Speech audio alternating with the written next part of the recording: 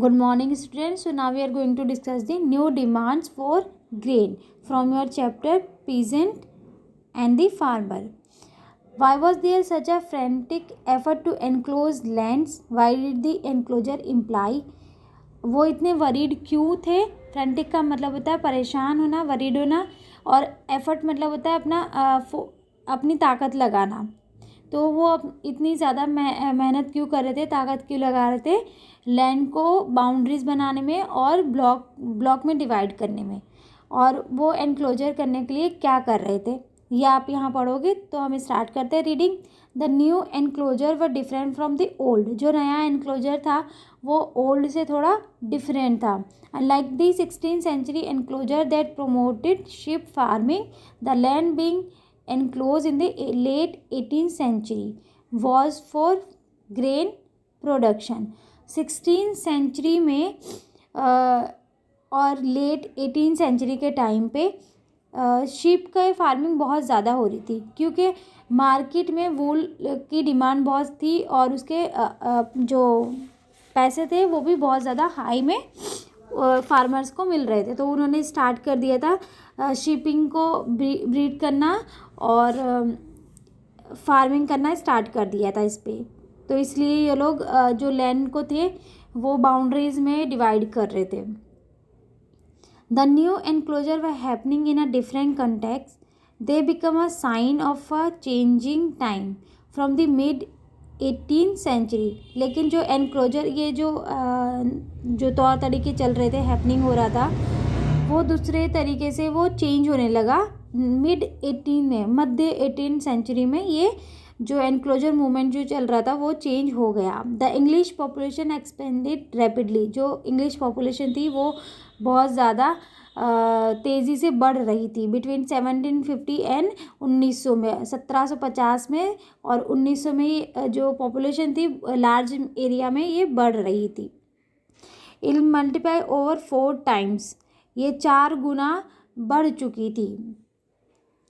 From 7 million in 1750 से 1750 में 7 million बढ़ गई थी और 21 मिलियन 1850 में बढ़ चुकी थी और 30 मिलियन 1900 में पॉपुलेशन इंक्रीज्ड हो चुका था इंग्लैंड में। ठीक है, this mean an increase demand for food grains to feed the population. इसका मतलब है कि अब आपको अनाज चाहिए, फूड ग्रेन्स चाहिए होंगे और डिमांड भी बहुत ज़्यादा हो जाएगी क्योंकि पॉपुलेशन को फीड करना है।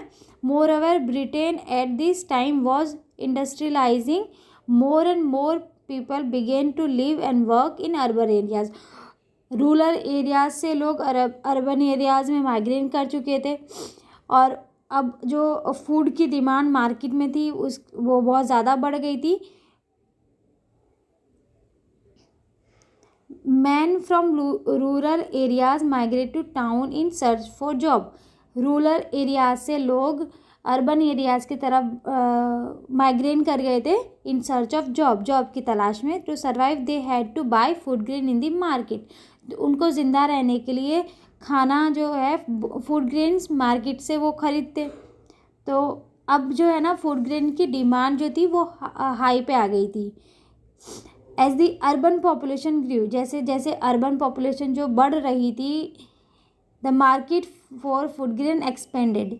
इसकी वजह से जो फूड ग्रेन की डिमांड थी वो ज़्यादा हो गई और वूल का जो उस टाइम उत्पादन हो रहा था बहुत ज़्यादा और मार्केट में वूल का डिमांड ज़्यादा थी वो अब कम हो गई है। When demand increase rapidly food grain price rose.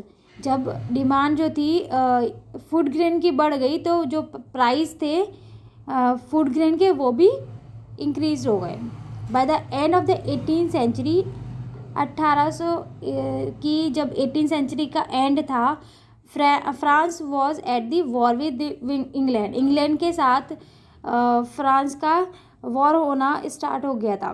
This disrupted trade and the import of food grains from Europe. तो जो डिस्टर्ब का मतलब होता है स्टॉप कर देना, तो मतलब दखल अंदाजी देना ट्रेड में और इम्पोर्ट में। फूड ग्रेन्स फ्रॉम यूरोप से जो फूड ग्रेन आ रहा था वो भी उसमें भी कमी आ गई। Prices of food grains in England sky rocket, जो इंग्लैंड में जो प्राइसेस फूड ग्रेन के थे वो बहुत ज़्यादा आसमान छू रहे थे। encouraging landowner to enclose lands and enlarge the area under grain cultivation। इसकी जो फार्मर जो लैंड ओनर थे वहाँ के इंग्लैंड के, उन्होंने क्या क्या क्या क्या करना स्टार्ट कर दिए, एनक्लोज दी लैंड्स, लैंड को अपने कब्जे में करने लगे, बाउंड्रीज बनाने लगे और लार्ज एरिया में जो फूड ग्रेन है वो उगाने लगे। ठीक है। Profit flow in and land owner preserve the parliament to pass the enclosure act. अब ये जो प्रॉफिट जो हो रहा था फूड ग्रेन उगाने से, इसके जो लैंड ऑनर थे वो प्रेशराइज करने लगे पार्लियामेंट को, सरकार को प्रेशराइज करने लगे कि जो एक्ट है एनक्लोजर एक्ट वो उसको पास कर दे, उसको लीगल कर दिया जाए। ठीक है। जैसे आप इस पिक्चर में देख सकते हो कि एक पेंटिंग बनाई है और यहाँ पे जो लैंड है उसको बाउंड्रीज दे दी गई है बहुत सारी और इसको डिवाइड कर दिया गया है। ठीक है, आप इसको रीड कर लीजिएगा। The age of enclosure, there is one dramatic fact that makes the period after the 1780s different from any earlier period in English history. The age of enclosure था वो बहुत ड्रामेटिक फैक्ट था 1780s period का, और ये changes ला रहा था English history में। किसी और पीरियड में ऐसा नहीं हुआ था और ये अपनी हिस्ट्री बना रहा था बहुत ही अलग तरीके से।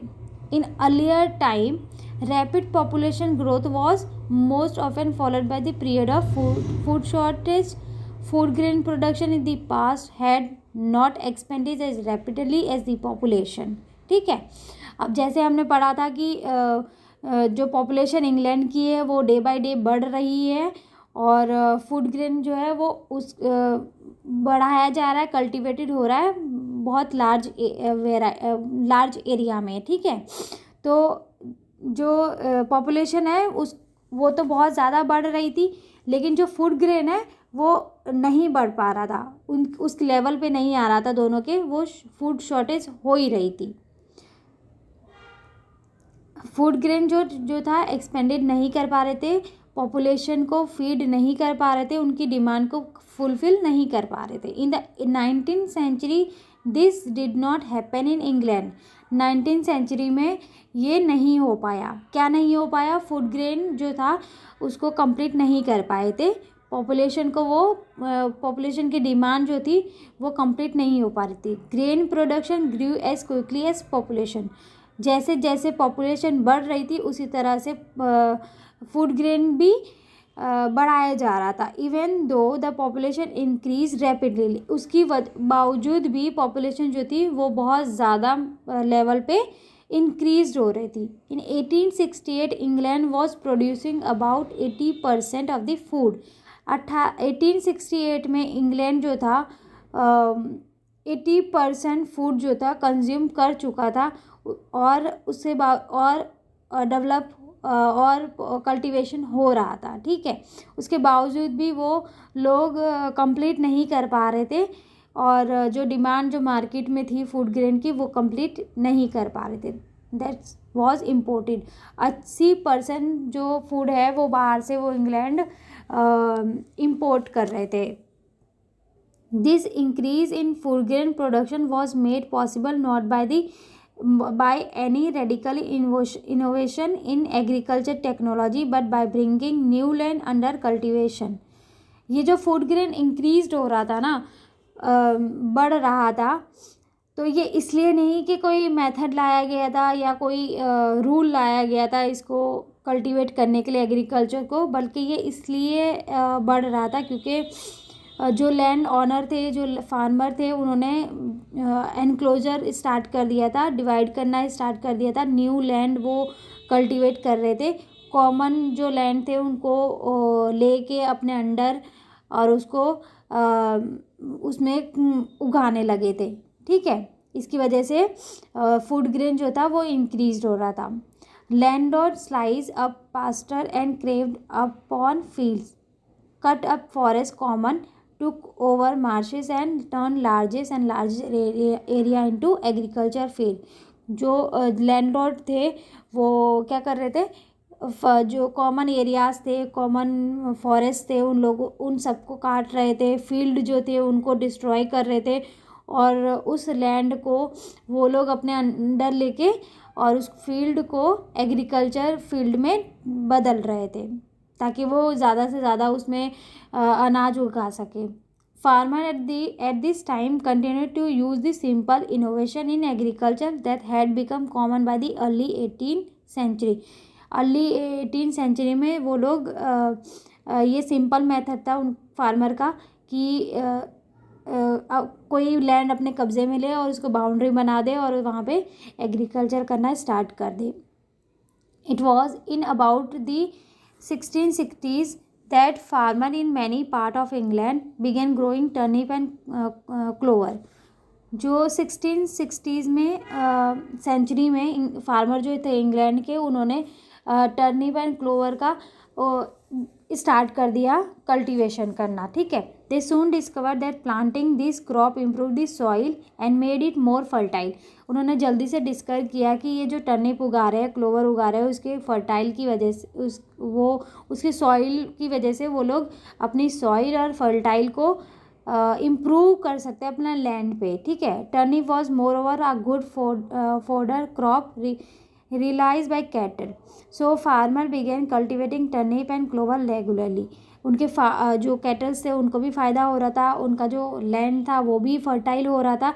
तो उन्होंने क्या किया, फार्मर ने इसका उत्पादन ज़्यादा से लेवल में करने लगे. So farmer began cultivating turnip and clover regularly वो लोग टर्निप एंड क्लोवर को कल्टिवेट करना, फार्मिंग करना स्टार्ट कर दिया. This crop become part of the cropping system.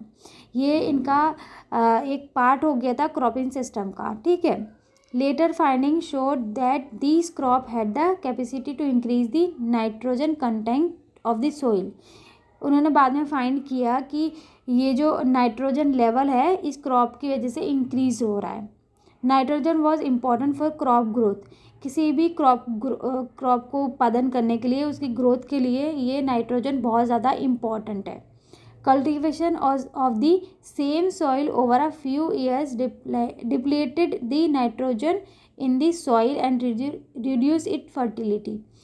Cultivation मतलब कि फार्मिंग करते वक्त कल्टीवेशन ऑफ द टर्निप और क्लोवर की वजह से सेम सॉइल पे नाइट्रोजन लेवल बढ़ रहा था, जिसकी वजह से वो फर्टाइल को रिड्यूस कर रहा था. By restoring nitrogen turnip and clover made the soil fertile once again. जो उनका जो फर्टिलिटी जो थी वो रिड्यूस हो गई थी, तो दोबारा से उन्होंने नाइट्रोजन को वापस लाने के लिए उन्होंने टर्निप एंड क्लोवर का उगाना स्टार्ट कर दिया था. We find that farmer in the early 19th century में फार्मर जो थे use much same method to improve agriculture on a more regular basis. ज़्यादा से ज़्यादा रेगुलर बेसिस में उन्होंने यही तरीका यूज़ किया कि अपने लैंड को वो फर्टाइल करे और इम्प्रूव कर सके एग्रीकल्चर में. कौन सा मेथड? टर्निप एंड क्लोवर को उगाने का. Enclosure were not seen as necessary to make long term investment on land and plant crop rotation to improve the soil. Enclosure movement जो स्टार्ट हो गया था, जो लैंड को डिवाइड करना और उसको बाउंड्रीज बनाना, इस टाइम बहुत ज़्यादा मात्रा में बहुत ज़्यादा लेवल पे हो रहा था. तो लॉन्ग टाइम इन्वेस्टमेंट स्टार्ट हो गया था और land and plant crop rotation हो चुके थे और सॉइल भी इम्प्रूवमेंट हो गया था. Enclosure also allowed the richer land owner to expand the land under this control and produce more of the for the market. जो मार्केट में फूड ग्रेन्स की डिमांड बहुत ज़्यादा बढ़ गई थी, उस चीज़ को कंप्लीट करने के लिए और जो लैंड ऑनर थे, फार्मर थे, उनको परमिशन मिल गई थी कि वो लैंड को अपने अंदर कर सकते हैं और कंट्रोल कर सकते हैं और उसमें ज़्यादा से ज़्यादा उत्पादन कर सकते हैं. That's it.